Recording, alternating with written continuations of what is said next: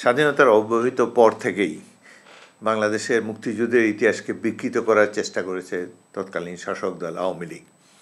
প্রথমত তারা জনাব শেখ মুজিবুর রহমান নিশ্চয়ই বড় মাপের একজন নেতা ছিলেন, কিন্তু তার সংগ্রাম ছিল পূর্ব পাকিস্তানের স্বায়ত্তশাসনের সংগ্রাম। পাকিস্তানের রাষ্ট্রীয় কাঠামোর মধ্যে থেকেই পূর্ব পাকিস্তানের জনগণের জন্য পশ্চিম পাকিস্তানের অন্যান্য প্রদেশের মতো আত্মনিয়ন্ত্রণ অধিকার অর্জনের চেষ্টা করা হয়েছে। এটি ছিল ৬ দফা এবং শেখ মুজিবুর রহমানের আন্দোলনের মূল কথা। ২৫শে মার্চ ক্র্যাকডাউনের কিছু পূর্বেই জনাব তাজউদ্দিন একটি টেপ রেকর্ডার নিয়ে জনাব শেখ মুজিবুর রহমানের কাছে যান এবং স্বাধীনতা ঘোষণার জন্য তাকে অনুরোধ করেন। তিনি বলেছেন যে একটি মিলিটারিরা মুভমেন্ট শুরু করেছে, ক্র্যাকডাউন আসন্ন, সুতরাং আপনি বাংলাদেশের স্বাধীনতা ঘোষণা করুন।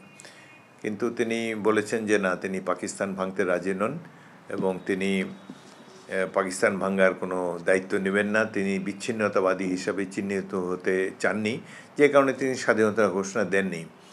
কিন্তু পরবর্তীকালে দেশ স্বাধীন হওয়ার পর আওয়ামী লীগের এক শ্রেণীর নেতৃবৃন্দ তারা দাবি করতে থাকে যে ২৬শে মার্চ রাতের প্রথম প্রহরে ক্র্যাকডাউনের সাথে সাথে বা তার কিছুটা আগেই তিনি বেতারের মাধ্যমে ইপিআরের সিগন্যাল সেন্টারের মাধ্যমে স্বাধীনতা ঘোষণা দিয়েছেন। এটি কোনো ক্রমেই সম্ভবপর ছিল না। এই ধরনের মিথ্যাচারের কোনো প্রয়োজন নেই। ইতিহাস বিকৃতির একটি নির্লজ্জ উদাহরণ হলো এটি, যার স্বাধীনতার ঘোষণা লক্ষ কোটি জনগণ নিজেরাই শুনেছেন এবং এটি প্রকাশ্যে তিনি দিয়েছেন, গোপন কোনো বিষয় নয়।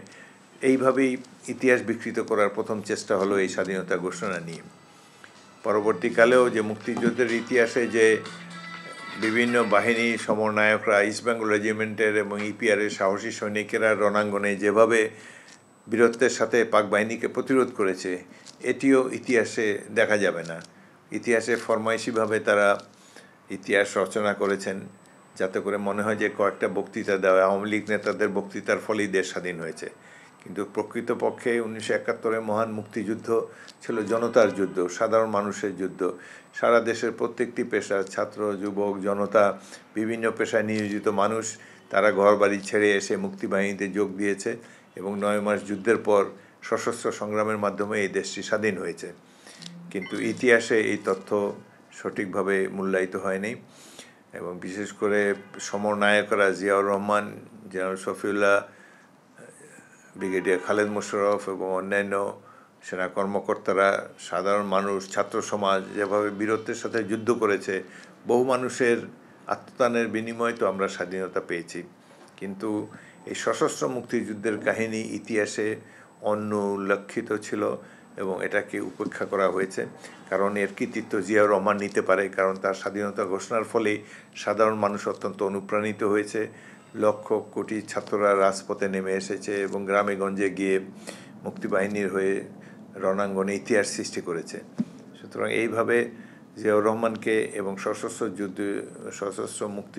যুদ্ধে যারা অংশগ্রহণ করেছে তাদের কাহিনী যাতে জনগণ জানতে না পারে এবং রাজনীতিবিদরাই যাতে স্বাধীনতার একক দাবিদার হতে পারে, এই কারণেই ইতিহাসকে বিকৃত করা হয়েছিল।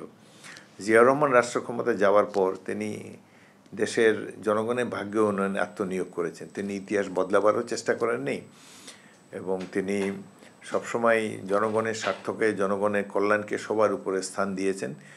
তিনি খাল কাটার কর্মসূচি তার, বিশেষ করে এখন বর্তমানে যে আমাদের প্রধান বৈদেশিক মুদ্রা অর্জনকারী শিল্প তৈরি পোশাক শিল্প, এটি তার আমলে, তার উদ্যোগেই সূচনা করা হয়েছিল।